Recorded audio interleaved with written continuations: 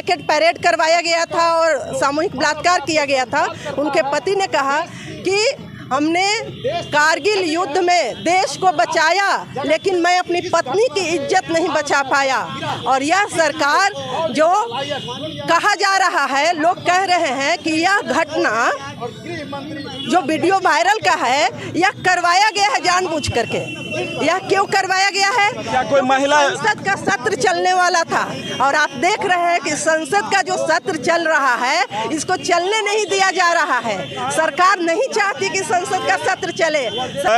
कहा जाता है कि इसे जानबूझ करके प्लानिंग किया हुआ है। क्या कोई महिला जो है अपना इज्जत को प्लानिंग कर करके लुटा सकता है? नहीं, ये प्लानिंग तो नहीं है, यह सरकार द्वारा प्लानिंग मैंने है, सोची समझी रणनीति के तहत है। ये बीजेपी सरकार और उसके जो गठबंधन की सरकार है, सब जानबूझ के करवाया है। देश में पूर्ण रूप से जिम्मेदार है, जो कि वहाँ के मुख्यमंत्री, वहाँ के गृह मंत्री भी हैं। और 3 महीना 77 दिन बीत जाने के बाद भी मणिपुर सरकार को, मणिपुर के गृह मंत्री को जैसे कि बातें आई है कि ये मालूम नहीं है कि उनको नंगे करके उनका परेड कराया गया है। और उसमें भारत के प्रधानमंत्री जिस तरह की चुप्पी साधे हुए थे और 78 दिनों तक उन्होंने चुप्पी साधे रही, और जब भारत के मुख्य न्यायाधीश ने जब इस पर हस्तक्षेप किया, तब उनको ये आज बोलना पड़ा कि हम दुखी हैं।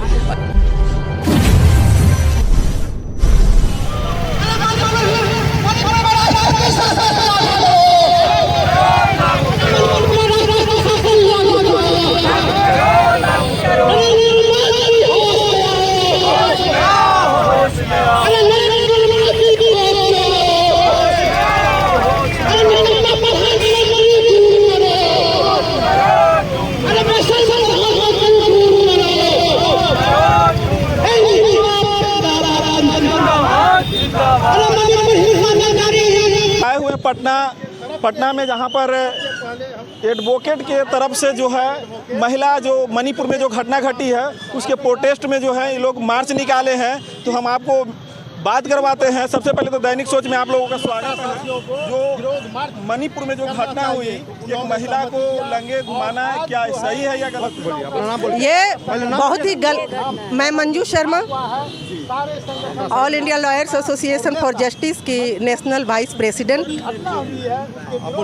वहाँ जो घटना हुई ये निंदनीय घटना है और एक वीडियो वायरल होता है, और वायरल होने के बाद वहाँ के प्रशासन और वहाँ के मंत्री और वहाँ के नेता लोग जो है जागरूक होते हैं और फिर डिसीजन देते हैं। सुनिए, ये वीडियो ये बहुत ही विभत्स घटना है और बीजेपी की डबल इंजन की ये सरकार है। डबल इंजन की सरकार में ये घटना हो रही है।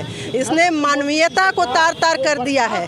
किसी के सोचने की क्षमता को मतलब कितनी विभत्स कोई घटना हो सकती है, उसकी सोचने की क्षमता से परे ये घटना हुई है। और दूसरी बात कि ये घटना 3 मई को ही हुई थी।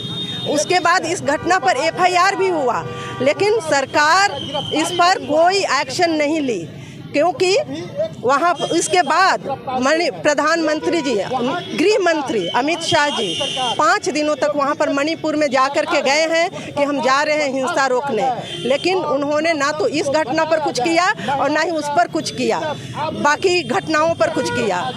ये उनके हस्बैंड ने कहा, जिनको नेकेड परेड करवाया गया था और सामूहिक बलात्कार किया गया था, उनके पति ने कहा कि हमने कारगिल युद्ध में देश को बचाया, लेकिन मैं अपनी पत्नी की इज्जत नहीं बचा पाया। और यह सरकार जो कहा जा रहा है, लोग कह रहे हैं कि यह घटना जो वीडियो वायरल का है, यह करवाया गया है जानबूझ करके। यह क्यों करवाया गया है? क्या कोई महिला? संसद का सत्र चलने वाला था और आप देख रहे हैं कि संसद का जो सत्र चल रहा है, इसको चलने नहीं दिया जा रहा है। सरकार नहीं चाहती कि संसद का सत्र चले। सरकार नहीं चाहती कि मणिपुर की बात संसद में आए।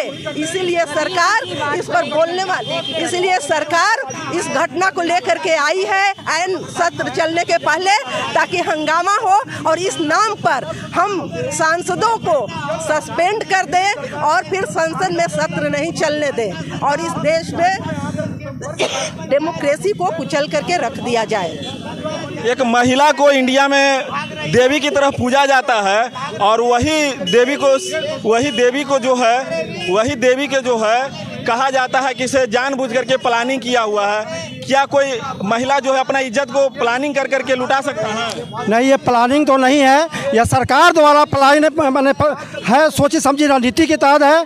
ये बीजेपी सरकार और उसके जो गठबंधन की सरकार है सब जानबूझ के करवाया है। देश में नफरत फैलाया जा रहा है, वहाँ दो समुदायों में लड़ाने का काम उन्होंने किया है। और यह सबसे शर्मनाक घटना है, किसी भी महिला को पूरे समाज में नंगी करके घुमाया गया और यह सरकार चुप है। यह बहुत ही निंदनीय कदम है। इस सरकार को जितनी जल्दी नरेंद्र मोदी को इस्तीफा देना चाहिए और गृह मंत्री को तो अविलंब इस्तीफा देना चाहिए। लेकिन ये बेशर्मी सरकार है, इस सरकार को सिर्फ सत्ता से मतलब है। यह सिर्फ देवी की बात करता है, या सिर्फ राम की बात करता है, लेकिन राम समाज की बात नहीं करता। यह सिर्फ अपने धर्म का इस्तेमाल करता है। धर्म बेचने वाली सरकार है, महिलाओं की इज्जत बेचने वाली, लूटने वाली सरकार है। उसे लोगों को क्या करना चाहिए जो इस तरह का घटना करता है? उसे लोगों को क्या करना चाहिए? अभी जो मणिपुर की घटना आप देख रहे हैं, ये एक दिन की घटना नहीं है। जैसे अभी हम प्रोसेशन में आए, अभी तत्काल एक दिन की, एक समय की घटना है। लेकिन लगातार अगर महीनों घटना घटते रहती है और संवेदनशील कोई सरकार या असंवेदनशील सरकार इस पर कोई कार्रवाई नहीं करती है, जब सरकार का दायित्व है कि किसी भी तरह की कोई ऐसी घटना घटे तो उसको वो रोके, लेकिन सरकार यदि घटना को नहीं रोकती है, किसी भी घटना को सरकार और आगे बढ़ने देती है, तो ये माना जाएगा कि वो सरकार चाहती है कि ये घटना और आगे घटे और बढ़ते चले जाए। पर मणिपुर की सरकार पूर्ण रूप से जिम्मेदार है, क्योंकि वहाँ के मुख्यमंत्री वहाँ के गृह मंत्री भी हैं। और 3 महीना 77 दिन बीत जाने के बाद भी मणिपुर सरकार को, मणिपुर के गृह मंत्री को जैसे कि बातें आई है कि ये मालूम नहीं है कि इस तरह की घटनाएं घटी है।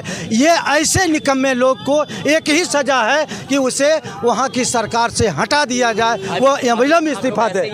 महिला सुरक्षित अब नहीं है। देखिए, ये सवाल तो अभी हम लोग इस रूप में नहीं कहेंगे कि सुरक्षित नहीं है, लेकिन जो मणिपुर की घटना हुई है उसने उम्मीद काफ़ी उसको कम किया है।